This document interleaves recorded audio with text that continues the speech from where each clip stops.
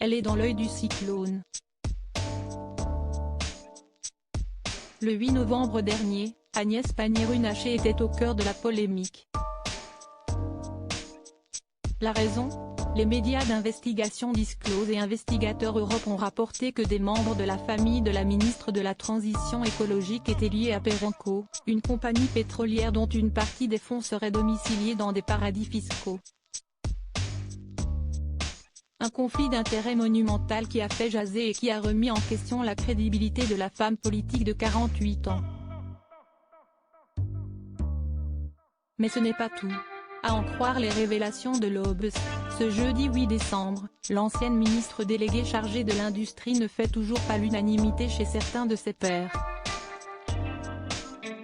En effet, certains ministres reprochent à Agnès Pannier-Runacher d'être trop perso dans sa manière de travailler et de commettre des gaffes.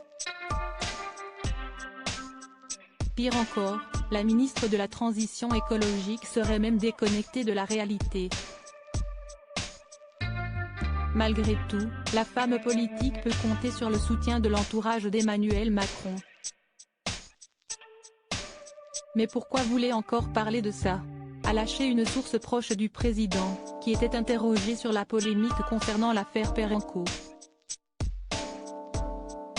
Elle n'a rien fait d'illégal. Pour nous, le sujet est clos. Si vous voulez débattre de sujets moraux, libre à vous, avait poursuivi la source, relayée par l'Obs.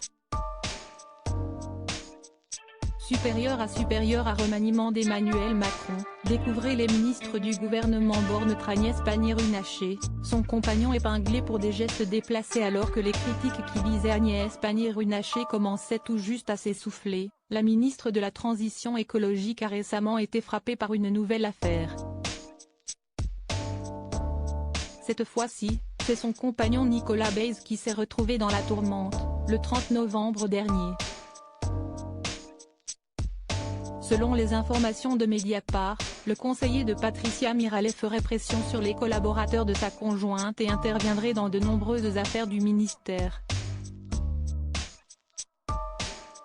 Le site d'investigation a même avancé que l'intéressé aurait eu des comportements déplacés, tels que des remarques lourdes, ambiguës, déplacées et répétées ou encore des mains aux fesses à l'égard d'ex-collaborateurs stagiaires de l'Assemblée nationale, il y a quelques années.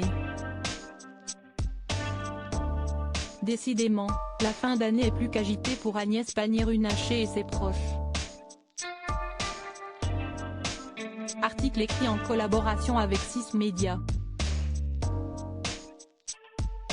Crédit photo, Stéphane Le Mouton.